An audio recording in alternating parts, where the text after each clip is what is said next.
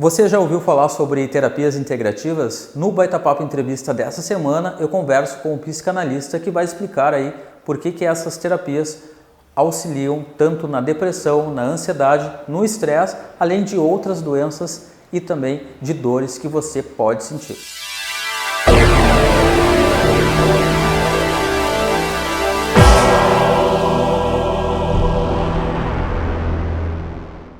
Para entender melhor o que são as terapias integrativas. Bom, terapias integrativas, como o próprio nome diz, elas é um conjunto de métodos e procedimentos que visam integrar aquilo que uma vez foi separado, né? Por exemplo, um problema no pulmão, um problema no estômago, o médico dá um remédio para o pulmão que acaba agredindo o estômago da pessoa, né? Aí a pessoa tem que ir no médico para tratar aquilo. A terapia integrativa, ela visa buscar a causa e não simplesmente o sintoma, né? Tu és psicanalista, né? Para as pessoas que estão em casa entender eu o gosto que muito do termo psicanalista, mas na verdade eu sou neuropsicanalista. Por quê? Porque através da especialização em neurociência, eu agrego o conhecimento das neurociências, né? Neurociência comportamental, por exemplo, na psicanálise, né? Então eu consigo ter uma abordagem psicanalítica com conhecimento em neurociências, por exemplo, sinapses neurais, né? O caminho que um neurônio faz, por exemplo, digamos que eu nunca tivesse vindo aqui, né? Aqui na Casa Irmã. Eu vim a primeira vez, eu fiz um mapa mental, né? Quando eu vier a segunda vez, eu já não preciso criar aquele mapa. Eu já fiz um endereço, né? Um endereçamento mental, né? Que a gente chama de sinapse. Então, o que seria a sinapse? No momento que eu reajo a alguma coisa, algum estímulo, e não mudo esse endereçamento, toda vez que aquilo acontecer, eu vou seguir o mesmo endereço neural, né? Por exemplo, um exemplo bem básico. Primeira vez que eu me saio mal, eu sou estudante e me saí mal numa prova de matemática. Toda vez que vier uma prova de matemática na minha frente, eu vou voltar naquele primeiro medo, entendeu? Eu não vou fazer um novo endereçamento, né? Uma nova sinapse, tipo, não, aquilo foi aquela vez, eu estava cansado, eu estava estressado, eu não tinha estudado. Hoje é uma outra prova, é um outro conteúdo, eu me preparei. Não, vai bater o mesmo pavor, digamos. Como é que... E isso a psicanálise não trata, né? Isso já é uma coisa das neurociências. Isso que eu ia perguntar, de que forma que a psicanálise aí ajuda no tratamento da ansiedade, depressão e estresse. Tá, a psicanálise em si, ela trabalha com... Não tem como tu falar de psicanálise sem falar de autoconhecimento, né? Estão atrelados. Então, eu preciso me conhecer, né? Falando da psicanálise, né? Eu preciso me conhecer. Eu sempre digo para os meus pacientes, eu preciso saber o meu rótulo, a minha fórmula, né? Como a gente pega em qualquer produto, né, Dario? A gente vê ali tanto por cento disso, tanto por cento daquele princípio ativo, né? Então, eu preciso me conhecer. Quanto por cento de tolerância eu tenho? Quanto por cento de medo? Quanto por cento de dor? Quanto por cento de angústia?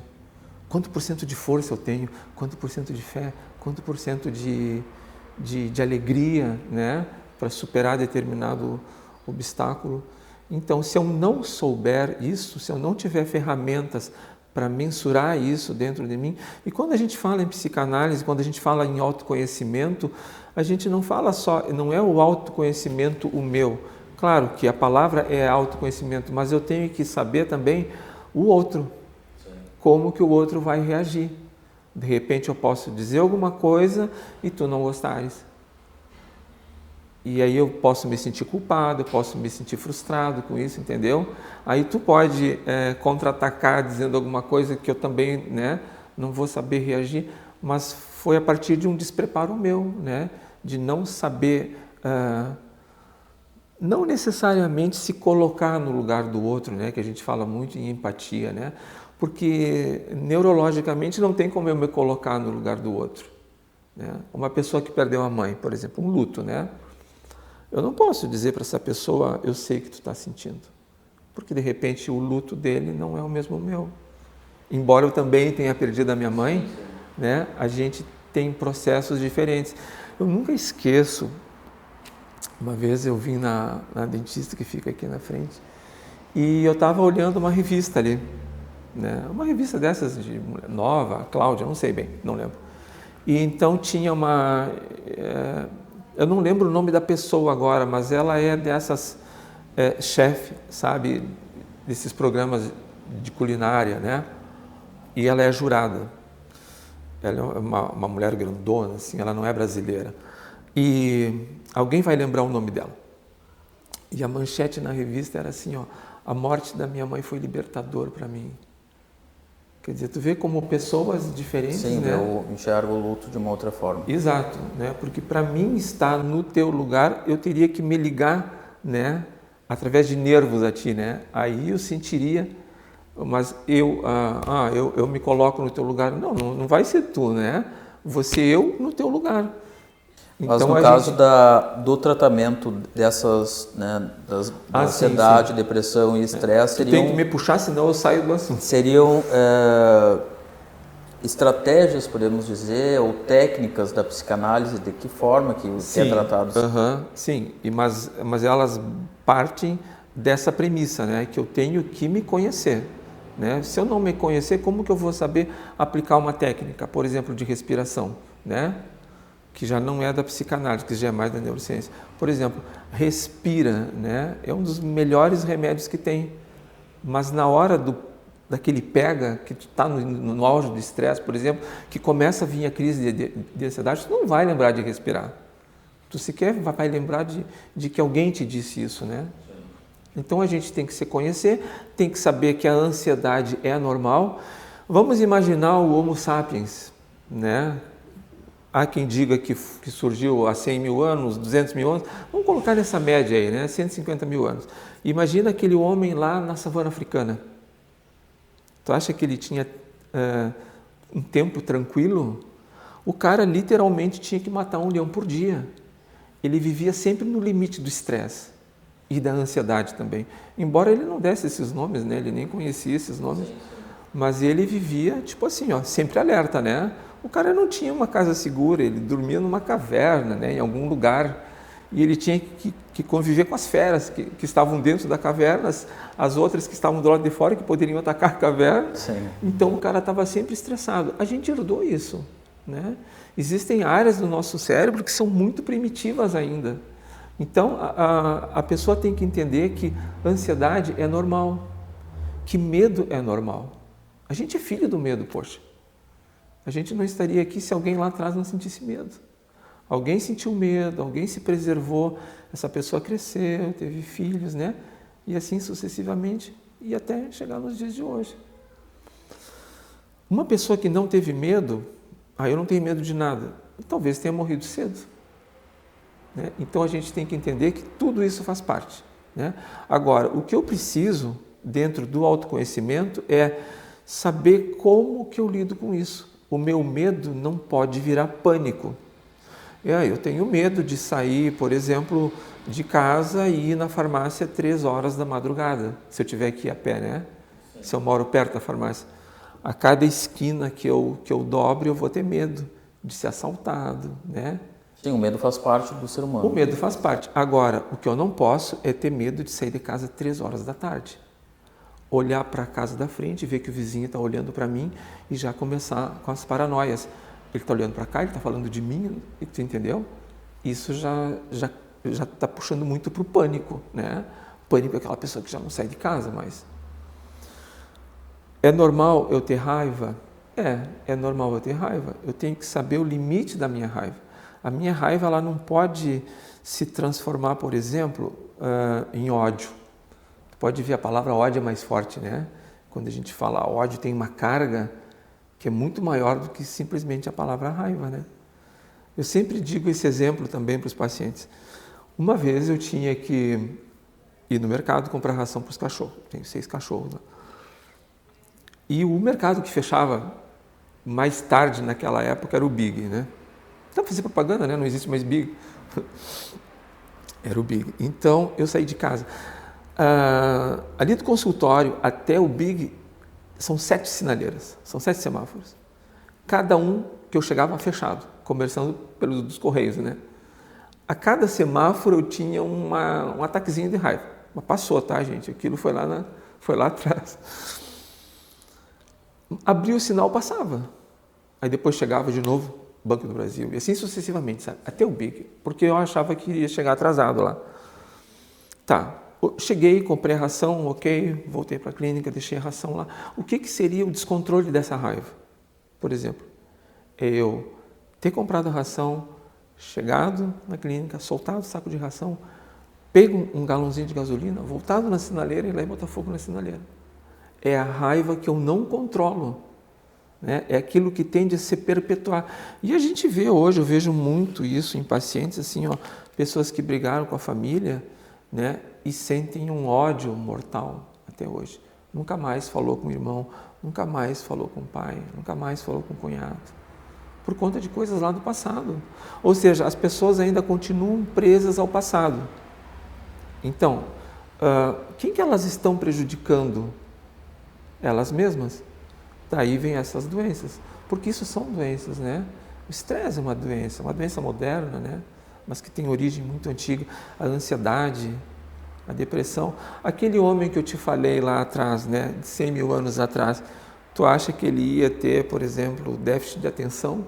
Não, o cara estava sempre ligado, ele poderia ser atacado a qualquer hora. Déficit de atenção é uma coisa moderna, né? Pesquisando um pouco sobre a tua área de atuação, né, algumas coisas me chamaram bastante atenção, né, como a hipnose clínica, né? Para que serve a hipnose? Tá, vamos lá. Hipnose. Quais são os registros que a gente tem de hipnose?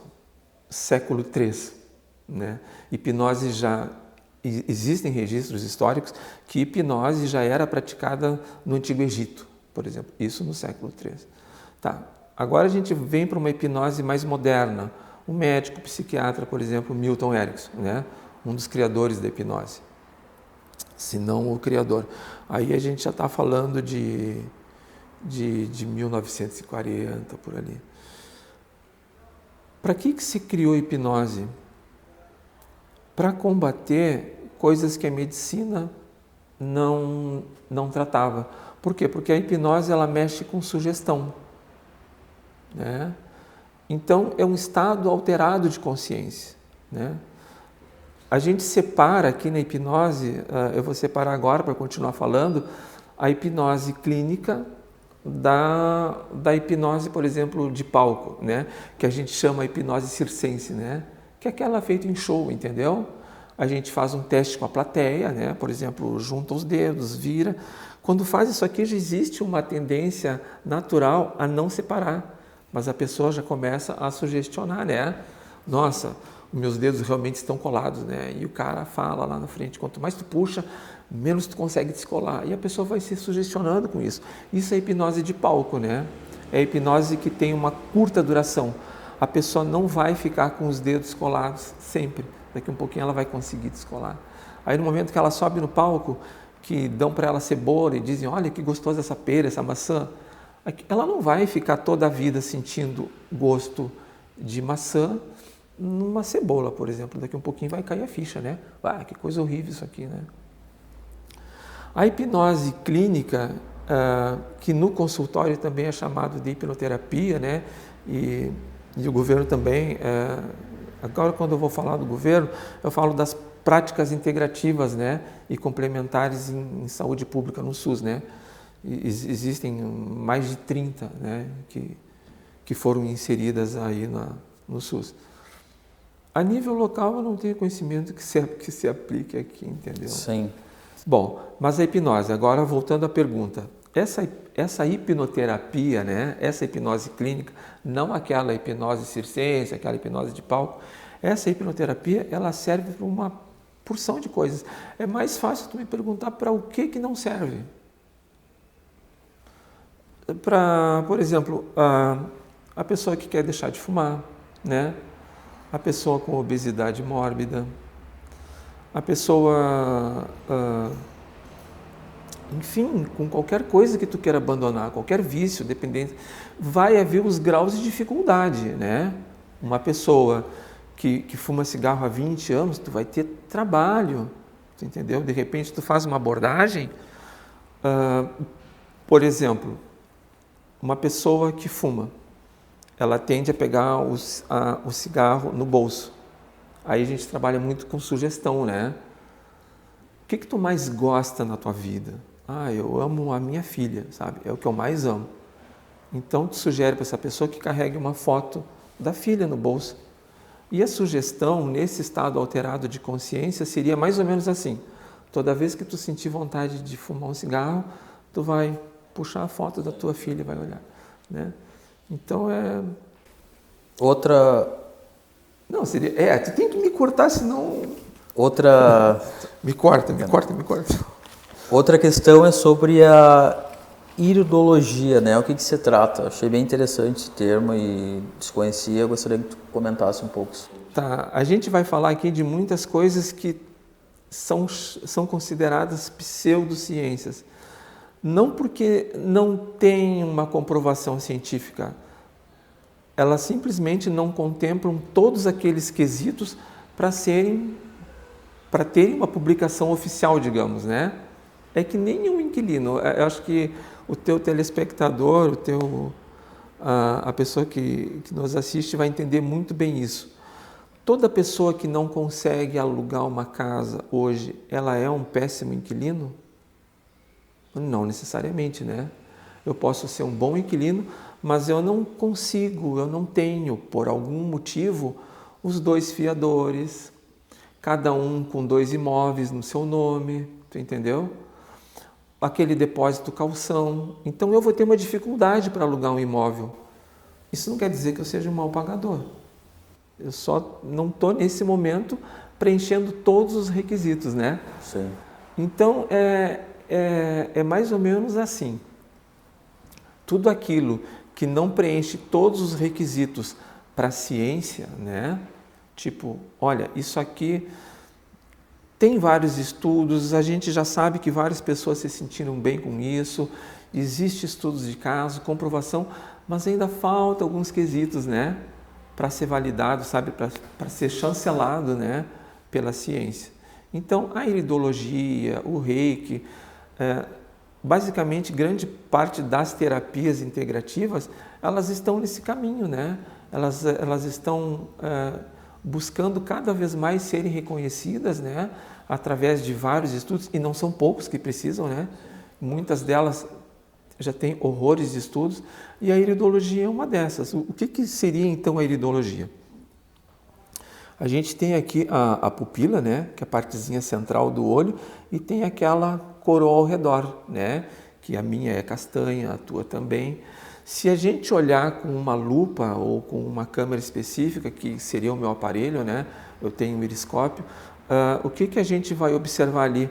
Algumas fissuras ou algumas manchas na íris.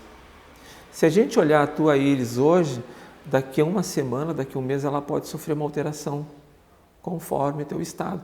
E a gente não fala só de coisas físicas. Aparece ali, sim, manifestações físicas, né? Uma inflamação, um intestino preso, né? Alguma coisa assim aparece. Mas também aparecem coisas emocionais. Por exemplo, tristeza, carência. Nesse mapa da íris, digamos, tem 46 áreas, tá? Eu vou te dar um exemplo de uma só. A área número 1 ali é carências, por exemplo. Aí eu olho lá, se naquela área da carência a pessoa tem uma manchinha, eu consigo saber que aquela pessoa teve excesso de atenção na infância.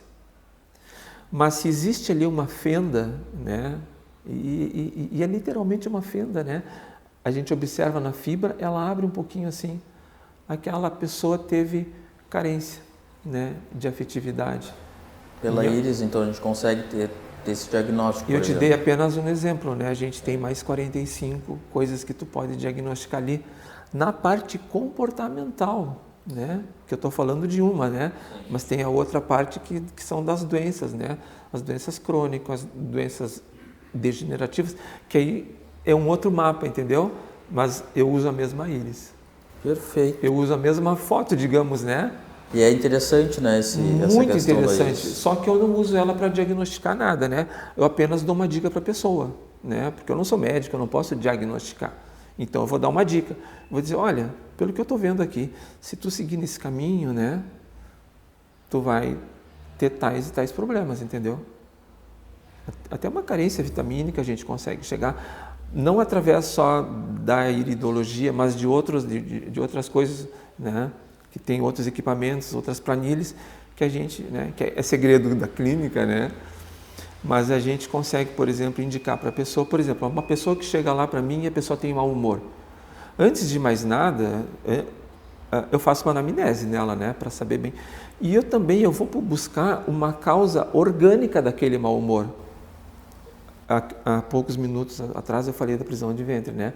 Por exemplo, a pessoa pode ter sim uma prisão de ventre e achar que aquilo é normal e hoje ela está mais estressada do que o normal. Aquilo tem a ver com a prisão de ventre dela. Às vezes até com vermes, sabe? E são várias coisas que tu tem que mapear antes, né? De dizer para a pessoa, olha, tu está com isso, né? Ou provavelmente não, tu está entrando numa depressão. Não, calma, né? E a gente não está falando aqui que depressão não precisa de medicamento. Nos casos severos precisa sim, precisa o acompanhamento do psiquiatra, né? do médico psiquiatra. Só que nos casos mais brandos, no começo da depressão, a pessoa não reconhece, sabe? Ela não consegue reconhecer que ela está entrando num estado depressivo. E basicamente tu trata ali, né? Depressão no começo, ansiedade no começo, tu consegue tratar. Mas quem de nós procura quando a desarmonia é muito pouca, né? A gente não procura. A gente deixa chegar a coisa, como dizem aí fora, né? No talo, né? Pra gente buscar ajuda. Pra gente finalizar então o Baita Papo Entrevista, quando que a pessoa procura um terapeuta aí que faz essas terapias integrativas? Tá. Sem saber, eu comecei a responder nessa última resposta, né? Quando a gente sentir qualquer desarmonia, não deixa crescer, não deixa evoluir. Por exemplo, a nossa cultura aqui tem muito disso, né? Que quem está escutando em casa vai perceber. O filho está assim hoje, não é frescura, né? São termos usados aqui, né? É bobagem, isso vai passar, isso é falta de trabalho, é falta do que fazer. A maneira como eu reajo a algum estímulo externo não quer dizer que todos vão reagir assim, né? Eu, pai, posso ter enfrentado muito bem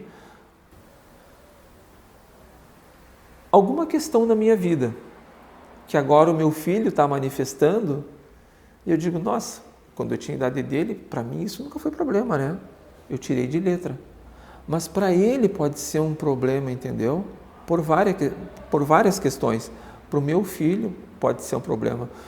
Na empresa também, para o meu empregado, ele pode ter uma extrema dificuldade de fazer aquela tarefa. Não, mas se eu aprendi, ele pode fazer também, né? E não é assim, a gente tem que...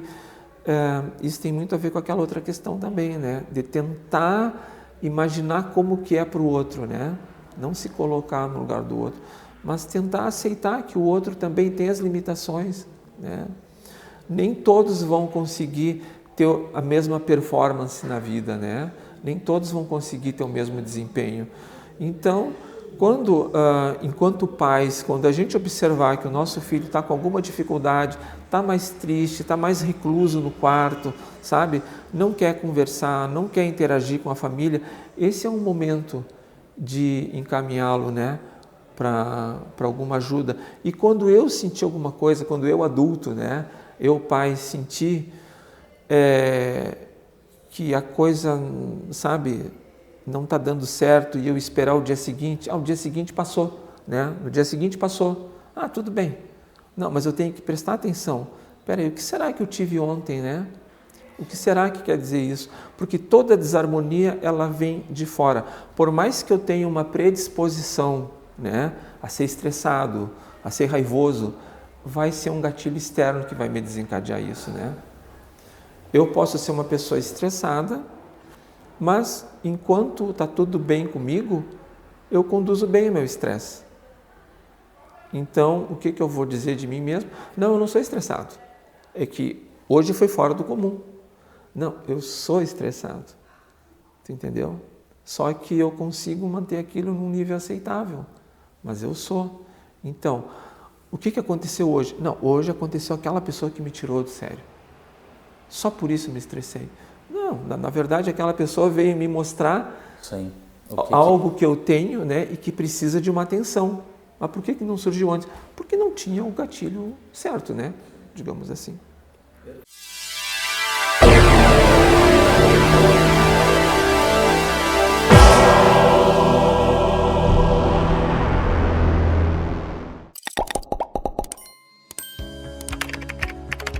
Lembrando que o Baita Papo Entrevista tem o patrocínio de Sorri Fácil Uruguaiana.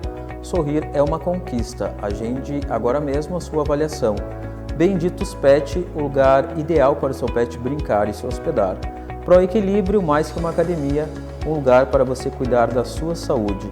Suporto Serviços, empresa especializada no serviço de áreas verdes. Marca Imóveis, o lugar certo para você alugar ou comprar imóveis. Espaço da Beleza, há 22 anos, embelezando homens e mulheres. Casa Hermana Coworking, a sala que você precisa está aqui. Texas Restaurante Parrija, o novo restaurante da praça no coração de Uruguaiana.